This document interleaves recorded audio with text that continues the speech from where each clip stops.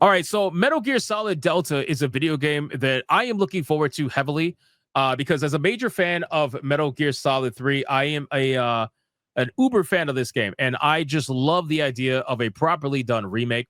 The only thing that worries me is obviously the lack of involvement with Hideo Kojima. That is a big missing factor that's going to make me question the entire game up until release, until I finally get my hands on it. But apparently, no matter how successful a studio can claim to be, it doesn't seem to save them from layoffs. And if you guys don't know who Virtuos is, Virtuos is the same exact studio that remade Oblivion Remastered, right? Which is one of the more successful games that we have seen come out in recent time that is also tied to Game Pass. But a lot of these studios that are tied to Xbox and tied to Game Pass seem to be suffering layoffs, no matter how successful they've been trying to convince you their games have been over the last few months to the last couple of years. So Virtuos is apparently being hit with layoffs, and it's apparently not a small number.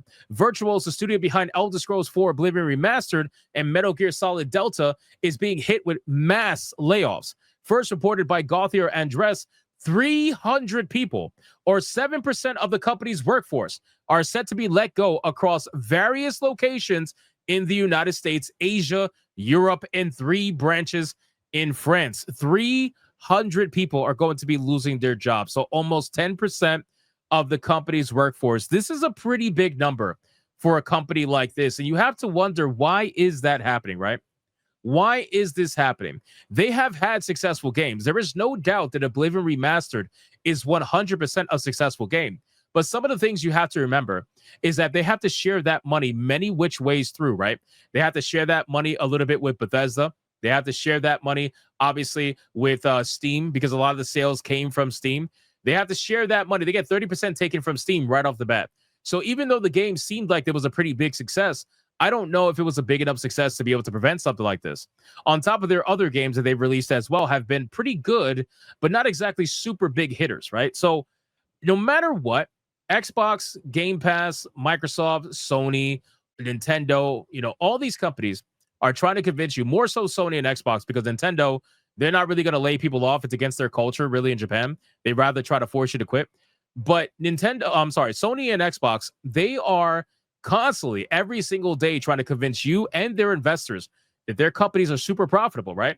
Xbox Phil Spencer said that they have received the most revenue, the most players, the most everything that they have ever had. They are at the peak. They are at the highest they've ever been.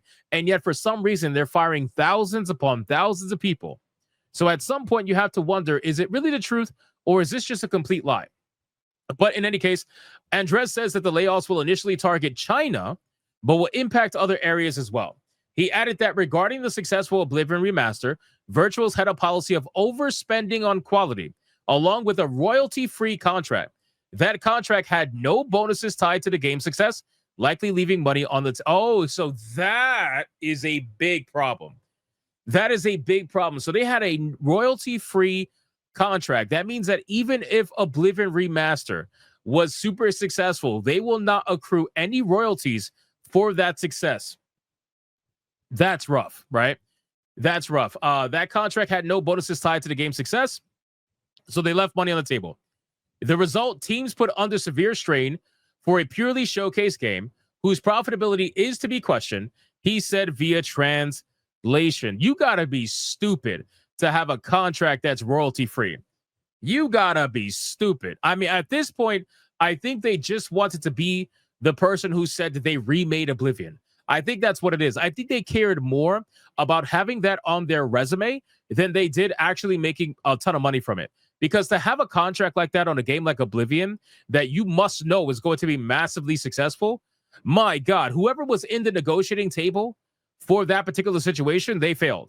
They failed miserably. You need a brand new negotiator if you negotiated that contract with Bethesda. That is terrible. But in any case, Virtuals put a freeze on raises along with a reduction in bonuses. So they're really hurting here, leading to questions from the staff to management regarding layoffs.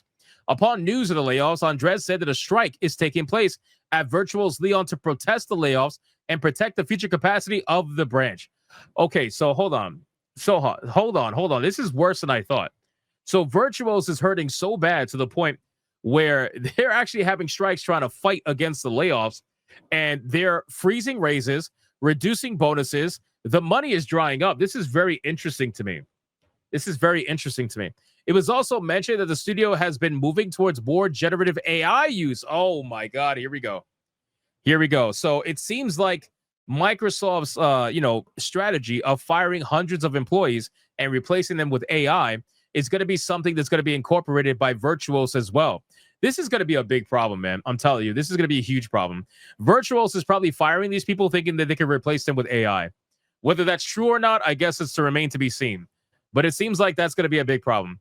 In 1 year, we've got from a few group level presentations to basic but mandatory training for employees, a source told Andres. In addition to Elder Scrolls, Virtuals has been working on a support studio for Metal Gear Solid Delta Snake Eater. Insider Gaming has reached out to Virtuals for comment. Should a response be received, they'll be added to this story. So this company is not doing that well. And the reason why they're not doing that well, because they negotiated probably one of the worst contracts that I have ever heard of for a video game the size of Oblivion Remastered. I mean, think about that for a second. For those of you watching this video and watching live right now, think about what that means, right? I genuinely feel like Virtuals decided that it was in their best interest to do the game, even with a shitty contract like that, just because they wanted to showcase that they were the ones that did it, right? They even called it a showcase game, right? If you look here, it literally says that. They said that they called it a showcase game over anything else, and that is a big problem. Big problem. So that's their fault for doing that. That's their fault for, I guess, focusing more on showing off the fact that you worked on this game instead of actually trying to make money on this game. And I'm sure that even though the game was massively successful, they did not get the money for it. So it's unfortunate, but that's just how it goes.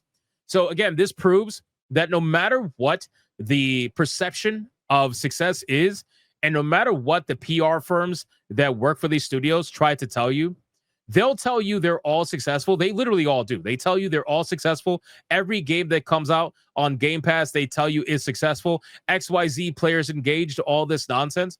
But the truth of the matter is they're lying to you most of the time. They just are. And the truth will always come out at some point because you can't escape this, right? The money has to come from somewhere. And if you're not getting subsidized like you were back in the day, then you have to be able to put up or shut up. And they just can't. Most of these studios cannot put up the way that they were doing before. So they're going to have to lay people off. And that's when everybody finds out the truth. It's always fake it till you make it. But if you can't make it, well, then you're fucked. That's basically it.